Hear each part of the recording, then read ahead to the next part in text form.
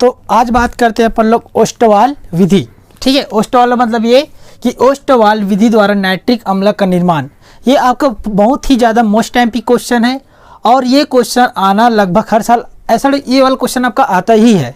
ठीक है, तो ओस्टवाल विधि द्वारा नाइट्रिक अम्ल का निर्माण तो कैसे किया जाता है कि ओस्टवाल विधि द्वारा नाइट्रिक अम्ल का निर्माण, तो चलो आइए देखते हैं उस विधि के बारे में। ठीक है, अपन इस डायग्राम से स्टार्ट नहीं करेंगे, पहले अपन लोग ओस्टवाल विधि से स्टार्ट करेंगे। ठीक, तो अपन लोग इस डेफिनेशन में नहीं आना है, अपन को ये जो रासायनिक समीकरण दिख रहा है उसकी ओर देखना है। ठीक, तो देखिए अमोनिया किसको बोलते हैं, NH3 को अमोनिया बोलते हैं। ठीक, तो अमोनिया O2 मतलब वो प्लस जुड़ गया, मतलब यहाँ पे आपका क्या हो जाएगा, ऑक्सीकृत हो जाएगा। तो देखिए अमोनिया और ऑक्सीजन का अमोनिया का ऑक्सीकृत करने पर प्लेटिनम की उपस्थिति में यहाँ पे आपको क्या मिलता है, नाइट्रोजन ऑक्साइड। इसको क्या बोलते हैं, नाइट्रोजन ऑक्साइड। और यहाँ से आपका क्या बाहर निकल जाता है, जल मिल जाता है। ओके, फिर इस प्राप्त नाइट्रिक ऑक्साइड को फिर ऑक्सीकृत किया जाता है पुनः। ओके, इस चीज़ को थोड़ा देखना, उसके बाद इस परिभाषा में आएंगे अपन लोग। तो देखो फिर इस जो क्या यहाँ पे आपका नाइट्रिक ऑक्साइड का फिर यहाँ पे ऑक्सीकृत किया जाता है। ऑक्सीकृत करना मतलब O2 को जोड़ देना, ठीक, ऑक्सीजन को जोड़ देना। तो जब नाइट्रिक ऑक्साइड को क्या किया जाता है, ऑक्सीकृत किया जाता है, तो यहाँ पे आपको क्या मिल जाता है, नाइट्रोजन डाइऑक्साइड। ऑक्सीजन में 2 होने की वजह से यहाँ पे क्या आ जाएगा, डाई लग जाएगा, तो नाइट्रोजन डाइऑक्साइड। क्लियर। इसके बाद यहाँ से जो प्राप्त हुआ नाइट्रोजन डाइऑक्साइड को फिर पुनः इसमें जल से क्रिया कराया जाता है। किससे, जल से। जब अपन लोग जल से क्रिया कराएंगे तो यहाँ पे आपको क्या मिल जाएगा, HNO3 मतलब नाइट्रिक अम्ल। ठीक है, जो कि अपन को यही प्राप्त करना होता है। ठीक, तो चलो आइए देखते हैं, क्योंकि ये वाला क्वेश्चन आपका आना श्योर है, 12th का मोस्ट एमपी क्वेश्चन बोला जा सकता है इसको। ओके, तो देखिए ओस्टवाल विधि, इसमें अमोनिया गैस, इसमें अमोनिया क्या होता है, गैस होता है, वायु से ऑक्सीकृत होकर नाइट्रिक ऑक्साइड बनाती है। ठीक, ये बात बिल्कुल सही है। तो यहाँ पे देख लीजिए, यहाँ पे क्या कर रहा है, एक अमोनिया गैस वायु से, O2 मतलब क्या होता है, ऑक्सीजन मतलब वायु होता है। ओके, तो वायु जो आपका क्या है, अमोनिया गैस से क्या हो जाता है, अमोनिया वायु से ऑक्सीकृत होकर क्या किसका निर्माण करते हैं, नाइट्रिक ऑक्साइड का। क्लियर हुआ। उसके बाद नाइट्रिक ऑक्साइड बनाती है, उसके बाद जो फिर ऑक्सीकृत होकर, मतलब यहाँ पे ये बोलना चाह रहा है कि जो आपका नाइट्रिक ऑक्साइड फिर ऑक्सीकृत होकर किसका निर्माण करता है, नाइट्रोजन डाइऑक्साइड। अब उसके बाद ये बोल रहा है कि नाइट्रोजन डाइऑक्साइड देती है। यहाँ पे आपको नाइट्रोजन डाइऑक्साइड मिल गया। अब इसके बाद यहाँ पे क्या बोलता है कि यहाँ जल से क्रिया करके नाइट्रिक अम्ल में परिवर्तित हो जाता है। ठीक, अब ये जो प्राप्त हुआ नाइट्रिक ऑक्साइड किससे क्रिया करता है, जल से। H2 मतलब जल, तो जल से क्रिया करके किसका निर्माण करते हैं, नाइट्रिक अम्ल। तो इसी का अपन लोग क्या बोलते हैं, HNO3। ठीक, तो उम्मीद करता हूँ ये जो ओस्टवाल विधि आपको समझ में आ गया होगा। क्लियर। ओके, तो इसको ऐसा लिख देना पहले में। अब जानते हैं इसका जो आपका डायग्राम, मतलब इसकी जो संरचना है। ओके, तो पहली बात करेंगे संरचना को क्या क्या बोलते हैं। सबसे पहली बात, ये जो दिख रहा है ये आपका, इसको बोलते हैं परिवर्तक। क्या बोलते हैं, परिवर्तक। क्लियर हुआ। अब इसको बोलेंगे कौन सा, इस सेकंड वाला क्या बोलते हैं, ऑक्सीकरण स्तंभ। ओके, और थर्ड वाला को क्या बोलते हैं, अवशोषण स्तंभ। याद रखे रहना, क्योंकि अभी बहुत काम आने वाला है, अवशोषण स्तंभ। ठीक, इधर से क्या कर रहा है, जल को प्रवाहित कर रहा है। ओके, और यहाँ पे आपका जल गिर रहा है। और यहाँ पे आपको दिख रहा होगा क्वार्ट्ज। क्वार्ट्ज मतलब क्या होता है, तो क्वार्ट्ज मतलब होता है आपका कौन सा, चमकीला पत्थर। ओके, जो आपका चमके वही चमकने वाला पत्थर आपको क्या कहलाता है, क्वार्ट्ज कहलाता है। ओके, और इधर से आपका क्या निकलेगा, नाइट्रिक अम्ल। तो चलो आइए देखते हैं। तो सबसे पहली बात क्या करेंगे, यहाँ पे शुद्ध अमोनिया और वायु को 1:, देखो शुद्ध अमोनिया और वायु का मिश्रण लेके 1:9 में क्या करेंगे, किसमें प्रवाहित करेंगे, परिवर्तक में प्रवाहित करेंगे। क्लियर हुआ। किसमें कर देंगे, परिवर्तक में प्रवाहित कर देंगे। तो जब परिवर्तक में प्रवाहित करेंगे तो यहाँ पे एक प्लेटिनम की जाली लगी होती है। क्या लगी होती है, प्लेटिनम की जाली, जो कि 650 सेल्सियस से 800 सेल्सियस तक क्या करती है, गर्म रखती है। ठीक है, गर्म करती रहती है। अब इस प्लेटिनम की जाली जो होता है ना, वो एक किसका काम करता है, यहाँ पे देखिए एक उत्प्रेरक का कार्य करता है। यहाँ पे जो लगता है उसको क्या बोलते हैं, उत्प्रेरक बोलते हैं। तो यहाँ पे प्लेटिनम की जाली किसका काम करता है? किसका? उत्प्रेरक का कार्य करता है। ठीक, तो ये चीज़ आपको समझ में आ गया होगा। तो देखो, जब अमोनिया को ऑक्सीकृत कराया जाता है तो यहाँ पे आपको क्या मिलता है? क्या मिलता है यहाँ पे? नाइट्रिक ऑक्साइड मिलता है। ठीक है, अब क्या करेंगे? ये जो प्राप्त नाइट्रिक ऑक्साइड को क्या करता है? ऑक्सीकारक स्तंभ में प्रवाहित किया जाता है। इस प्राप्त नाइट्रिक ऑक्साइड को ऑक्सीकारक स्तंभ में प्रवाहित किया जाता है। प्राप्त नाइट्रिक ऑक्साइड को ऑक्सीकारक में प्रवाहित करने पर इसको क्या किया जाता है? O2 से फिर इसको क्या करेंगे? नाइट्रिक ऑक्साइड को फिर ऑक्सीकृत करेंगे। ऑक्सीकृत करना मतलब इसमें O2 ऐड कर देना होता है। तो नाइट्रिक ऑक्साइड और O2 के साथ क्रिया होकर यहाँ पे आपको क्या मिल जाता है? 2NO2। मतलब NO2 मतलब होता है नाइट्रोजन डाइऑक्साइड। क्लियर हुआ? आगे बात समझ में? तो देखिए, तो नाइट्रोजन डाइऑक्साइड मिल गया। अब इस फिर प्राप्त नाइट्रोजन डाइऑक्साइड, तो इसको क्या बोलते हैं? अवशोषण स्तंभ। क्या बोलते हैं इसको? अवशोषण स्तंभ। तो क्या करेंगे? जो प्राप्त नाइट्रोजन डाइऑक्साइड है उसको किस में प्रवाहित करेंगे? अब अवशोषण स्तंभ में ले जाएंगे। ठीक है, जहां ऊपर से आपका क्या होगा? जल प्रवाहित होगा। क्या प्रवाहित होगा? देखो, ऊपर से क्या प्राप्त हो रहा है? यहाँ पे जल आपका प्रवाहित हो रहा है। ठीक है, और तब इसका फिर से पुनः क्या करेंगे अपन लोग? क्या करेंगे यहाँ पे?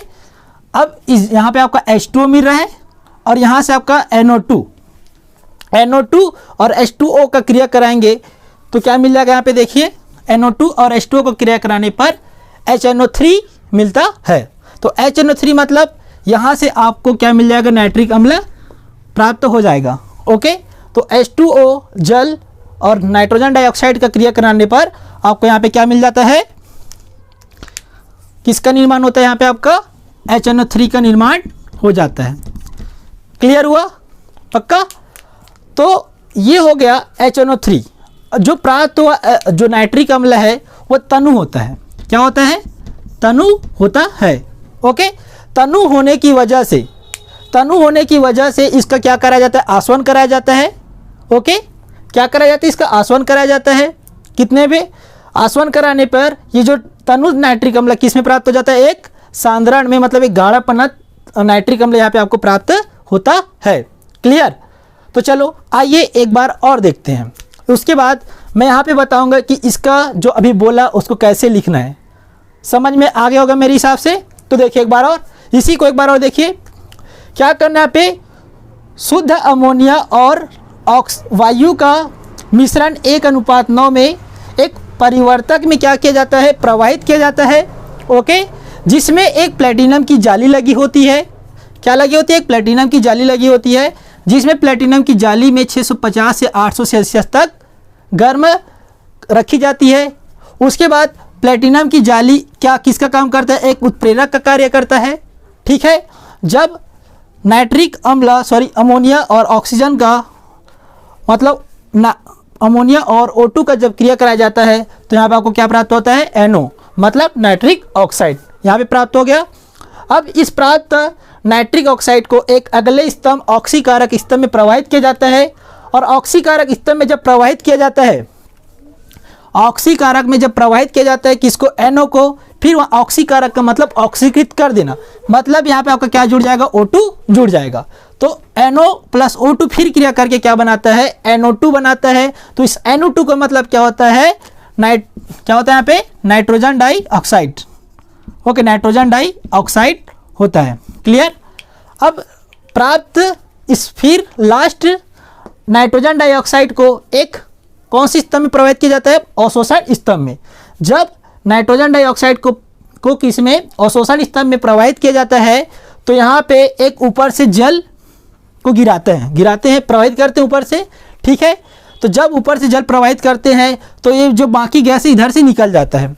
ओके, तो ये हो गया आपका अवशोषण स्तंभ। ये हो गया आपका क्वार्ट्ज मतलब होता है आपका चमकीला पत्थर। जब NO2 और जल का जब क्रिया कराया जाता है NO2 प्लस H2O, ठीक है, NO2 प्लस H2O का जब क्रिया कराया जाता है तो यहाँ पे आपको क्या प्राप्त होता है? HNO3 जो कि तनु होता है। प्राप्त HNO3 क्या होता है? तनु होता है, जिसको अपन लोग HNO3 को क्या बोलते हैं? नाइट्रिक अम्ल बोलते हैं। तनु प्राप्त न हो इसी वजह से इसको क्या कराया जाता है, आसवन कराया जाता है। जब आसवन कराया जाता है तो यहाँ पे आपको क्या प्राप्त होता है, एक सांद्रण, एक गाढ़ा बना वाला नाइट्रिक अम्ल आपको प्राप्त हो जाता है। समझ में आ गया? तो ये इसको कुछ इस टाइप से बोला जाता है। क्लियर हो गया? ओके, ये 6 नंबर का आता है। तो अब देखेंगे कि इसको कैसे कैसे लिखते हैं, तो उस चीज़ को आप थोड़ा ध्यान से देखना। क्लियर? ओके, उस चीज़ को मैं डिस्क्रिप्शन में डालूंगा ही डालूंगा, लेकिन कैसे लिखते हैं उस चीज़ को आप ध्यान से देखना। ठीक, तो देखते रहिएगा।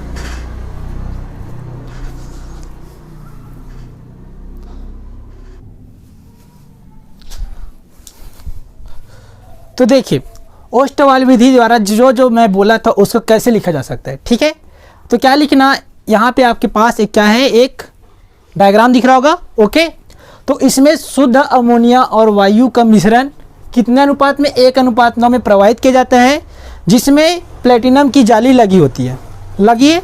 ओके, परिवर्तक में देखोगे आपने, ठीक है, जिसमें 650 से 800 सेल्सियस में गर्म रखी जाती है। ओके, किसमें प्रवाहित किया जाता है, इसमें शुद्ध अमोनिया और वायु का मिश्रण किसमें कराया जाता है, एक परिवर्तक लेते हैं। क्या लेते हैं, परिवर्तक में। यहाँ पे लिखना क्या, परिवर्तक। ठीक, परिवर्तक में ऐसा लिखना है, परिवर्तक 1:9 में प्रवाहित किया जाता है, जिसमें प्लेटिनम की जाली लगी होती है, जिसमें 650 सेल्सियस से 800 सेल्सियस में गर्म रखी जाती है, जिसमें प्लेटिनम जाली एक उत्प्रेरक के रूप में कार्य करता है। किसमें, एक उत्प्रेरक के रूप में कार्य करती है। तब यहाँ अमोनिया 90% ऑक्सीकृत होकर नाइट्रिक ऑक्साइड का निर्माण करती है। फिर प्राप्त ऑक्साइड को क्या करते हैं, प्राप्त ऑक्साइड को ऑक्सीकारक स्तंभ में, मतलब जो नाइट्रिक ऑक्साइड प्राप्त होता है उसको अगला स्तंभ क्या आता है, ऑक्सीकारक आता है। ध्यान से देखने पर तो ऑक्सीकारक स्तंभ में प्रवाहित किया जाता है, तो तब नाइट्रिक ऑक्साइड ऑक्सीकृत होकर नाइट्रोजन डाइऑक्साइड किस में बदल जाता है, NO2 में चेंज हो जाता होता है। ओके, NO2 का निर्माण करता है। फिर प्राप्त नाइट्रोजन डाइऑक्साइड को एक अगला स्तंभ, लास्ट स्तंभ होता है, देखोगे आपने। ठीक है, अवशोषण स्तंभ बोलते हैं, जिसमें आपका क्वार्ट्ज होता है, जल होता है। ओके, क्वार्ट्ज मतलब आपको बता दें चमकीला पत्थर, अवशोषण स्तंभ में प्रवाहित किया जाता है। तब जहाँ ऊपर से गौर करना, उसमें क्या होता है, ऊपर से जल गिरने लगता है। ठीक है, गिरने लगते हैं, तब ऊपर से जल गिरने लगता है, जिससे प्राप्त नाइट्रोजन डाइऑक्साइड।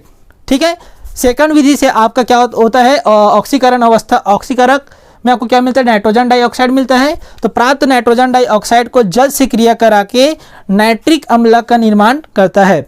ठीक है, लेकिन जो प्राप्त हुआ रहता है नाइट्रिक ऑक्साइड तनु होता है। तनु होने की वजह से, तो जो कि तनु नाइट्रिक अम्ल प्राप्त होता है, ओके, जिसका आसवन करा के सांद्रण नाइट्रिक अम्ल प्राप्त कर लिया जाता है। क्लियर हुआ? तो इतना तक आपको समझ में आ गया होगा। अब इसके आगे देखते हैं 2 से 3 इसका कार्य क्या था इसका, कि नाइट्रिक अम्ल द्वारा किसी चीज़ से क्रिया कराने पर क्या प्राप्त होता है। 2 से 3 क्वेश्चन यहाँ पे पूछा जाता है। ठीक है, तो उस चीज़ को आप थोड़ा ध्यान से देखना है। ओके,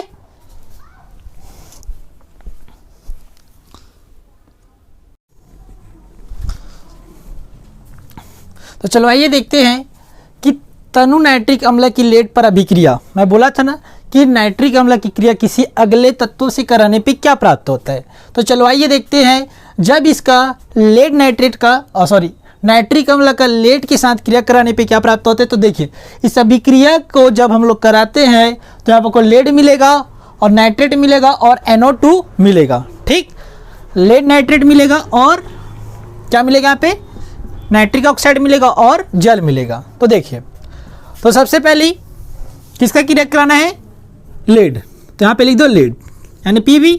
किसके साथ कराना है, नाइट्रिक अम्ल। तो यहाँ पे आप लिख दो HNO3। क्लियर हो गया? जब इसको क्रिया कराते हैं तो यहाँ पे आपको क्या मिलना चाहिए, लेड नाइट्रेट। तो यहाँ पे अपन लोग लिख देते लेड नाइट्रेट, और लेड नाइट्रेट का फार्मूला क्या होता है, PbNO3 ट्वाइस। ओके, होल में क्या होता है, ट्वाइस होता है। उसके बाद यहाँ पे आपको एक क्या मिलता है, एक हाइड्रोजन मिलता है। क्लियर हो गया? आगे बात समझ में? तो देखिए PB + HNO3। ठीक, तो देखिए Pb, अब यहाँ पे देखो नाइट्रोजन कितना हो रहा है, यहाँ पे 2 लगे तो 2 हो जाएगा, तो मैं यहाँ पे क्या लिख दूंगा, सामने में 2। क्लियर। अब यहाँ पे देखिए हाइड्रोजन कितना हो गया, अब 2 बन गया, तो मैं यहाँ पे क्या लिख दूंगा, संतुलन कर रहे हैं अपन लोग, तो 2 लिख दूंगा। लेड एक का एक ही है। क्लियर। ऑक्सीजन देखो यहाँ पे कितना हो गया, 6, यहाँ भी ऑक्सीजन क्या है, 6। तो ये हमारा क्या हो गया, संतुलन हो गया। अब लेकिन अभी भी हमें नाइट्रेट मिला है, लेकिन हमें नाइट्रिक ऑक्साइड और जल नहीं मिला है। तो मैं क्या करूँगा, इसका नाइट्रिक अम्ल यहाँ पे फिर लिखूंगा पुनः, और किसके साथ क्रिया करा दूंगा, इसको किसके साथ करा दूंगा क्रिया, हाइड्रोजन के साथ। किसके साथ, नवजात हाइड्रोजन के साथ। ठीक है, ये वाला हाइड्रोजन के साथ क्या करा दूंगा, क्रिया करा दूंगा।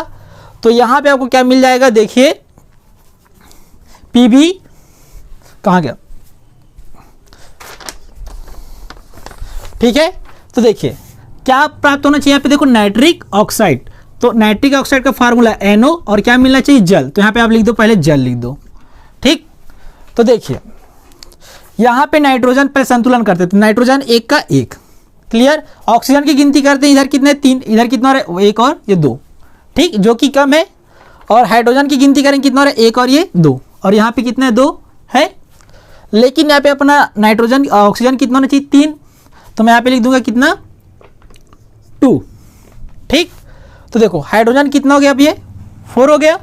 अब यहाँ पे देखा जाए, देखो अपन को 3 लाना था ऑक्सीजन को, तो मैंने क्या किया, एक तो यहाँ पे है, तो यहाँ पे 3 बनाने के लिए 2 से गुना कर दिया, तो 2 और 1 3 हो गया। ठीक।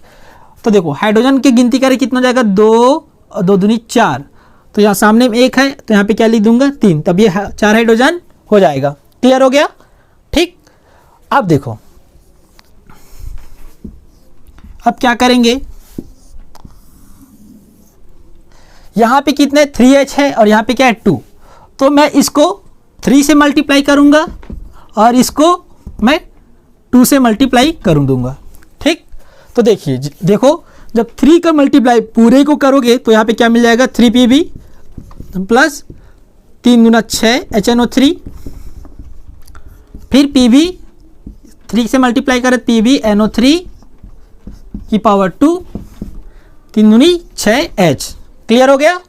सेम इसी प्रकार इसमें भी आते हैं, और इसको किससे मल्टीप्लाई करें, 2 से, तो 2 का करेंगे तो 2HNO3 प्लस 2 इंटू 3 कितना हो जाएगा 6H, फिर 2 इंटू NO हो जाएगा, प्लस 2 इंटू 2 कितना हो जाएगा 4H2O। आगे बात समझ में। अब क्या करेंगे, यहाँ पे आप एक और लाइन खींच दीजिए, और इन दोनों को आपस में जोड़ दीजिए, अगले पक्ष वाले का अगले पक्ष, मतलब बाएं पक्ष के साथ, और दाएं पक्ष को दाएं पक्ष के साथ जोड़ दीजिए। तो देखिए सबसे पहले क्या लिखना, पे 3Pb लिख दो, फिर यहाँ पे क्या आपके पास 6HNO3, क्या नीचे में भी 6HNO3 आ रहा है, आ रहा है, तो 6 और ये 2 ऐड होगा तो कितना मिल जाएगा 8HNO3 मिल जाएगा। उसके बाद देख लीजिए 6H, तो यहाँ पे लिख दीजिए 6H बच गया आपका। फिर यहाँ पे देखिए इसको लिख दीजिए आप यहाँ पे सामने में 3Pb NO3 की पावर 2 प्लस 6H को लिख दीजिए, उसके बाद 2NO को लिख दीजिए, प्लस उसके बाद 4H2O को लिख दीजिए। अब देखो इधर भी 6H है और इधर भी 6H है, ये कट जाएगा, और यहाँ पे आपको क्या मिल जाएगा 3Pb प्लस 8HNO3। क्लियर। और यहाँ पे आपको क्या मिल जाएगा 3Pb NO3 2 प्लस 2NO बच जाएगा प्लस 4H2O। ठीक है। तो ये रहा आपका क्या समीकरण। तो जब आपने क्या कराया यहाँ पे लेड का अमोनिया के साथ क्रिया कराए, तो लेड नाइट्रेट प्राप्त हुआ, नाइट्रिक ऑक्साइड प्राप्त हुआ और जल, तो ये तीनों चीज़ आपका आ गया। ठीक। तो इसी प्रकार बहुत सारे वैल्यू क्या कर सकते हैं, नाइट्रिक अम्ल की सहायता से किसी और तत्व का निकाल सकते हैं। ठीक है। तो उसको मैं आपको एक ही एग्जांपल बता रहा हूँ, आप सेकंड वीडियो में इसका मैं कुछ एग्जांपल आपको बता दूंगा। ओके। और जो आने लायक है। क्लियर। तो देखो ये आपको समझ में अच्छी तरीके से आगे होगा। क्लियर। तो हम लोग मिलेंगे इसके सेकंड वीडियो में। उम्मीद करता हूँ ये आपको बेहतरीन तरीके से समझ में आया होगा। अब देखो आज हम लोग पढ़े नाइट्रिक ऑक्साइड के बारे में। ठीक है। और कौन सी विधि से? ओस्टवाल्ड तनुता की विधि से पढ़ ले। अब हम लोग पढ़ेंगे वार्न हेबर चक्र, क्लियर है, ठीक है। अमोनिया बनाने की विधि पढ़ेंगे जो कि मोस्ट टाइम पे क्वेश्चन है, क्लियर, ओके।